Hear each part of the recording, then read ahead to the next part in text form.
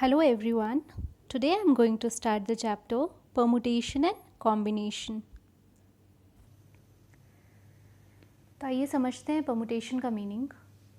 Permutation is an arrangement of objects or things in a particular order.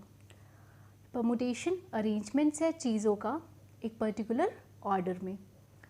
For example, if there are three objects A, B and C, then how many arrangements can be made taking two distinct objects at a time. अगर तीन objects हैं A, B and C तो कितने arrangements बन सकते हैं अगर दो ऑब्जेक्ट्स को एक बार में लिया जाए. तो पहला अरेंजमेंट बन सकता है A B, second B A, then A C, then C A, B C and C B. ये जो अरेंजमेंट्स हैं this is called permutation. Now what is n factorial? n factorial is the product of n natural numbers. इसको या तो ऐसे लिख सकते हैं या तो n के आगे exclamatory mark. n factorial is equals to n into n minus 1 into n minus 2 into n minus 3 and so on. मतलब n factorial का मतलब n को मल्टीप्लाई करेंगे डिक्रीजिंग ऑर्डर में. Suppose we need to find out 4 factorial. तो 4 factorial के लिए 4 into 4 minus 1, 4 minus 2,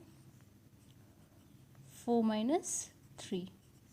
That will come to 4 into 3 into 2 into 1. That is 4 into 3 12, 12 into 2 24. Or suppose we need to find out 5 factorial. इसके लिए भी हम लोग 5 को डिक्रीजिंग ऑर्डर पे मल्टीप्लाई करेंगे. That is 5 into 4 into 3 into 2 into 1. That will come to 5 into 4 that is 20, 20 into 3 60, 60 into 2 120. Now अगर हम लोग को फाइंड आउट करना है number of permutation of n different things taking r at a time, तो permutation का formula है NPR is equals to n factorial divided by n minus r factorial. हमने एक एग्जाम्पल देखा था that is if there are 3 objects A, B and C, how many arrangements can be made taking 2 distinct objects at a time. Without formula हमने इसको find out किया था that there will be 6 arrangements. That is AB, BA, AC, CA, BC and CB. आइए अब इसको हम लोग formula से सॉल्व करते हैं.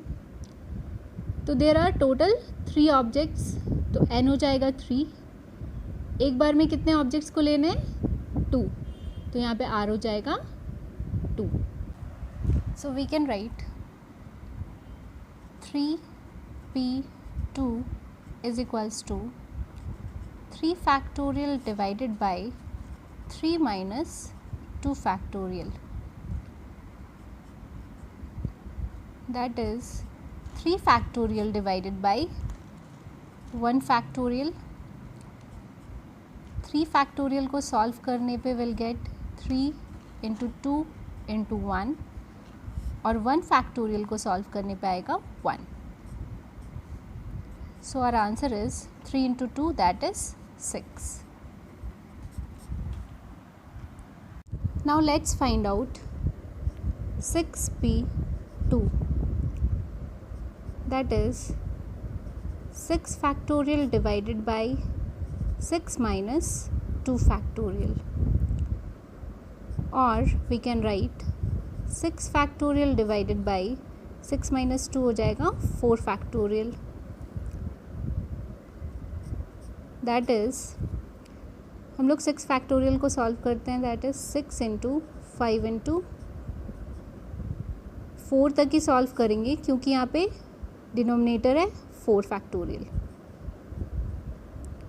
सो नाउ 4 फैक्टोरियल कट हो जाएगा और final answer is 6 into 5 that is 30.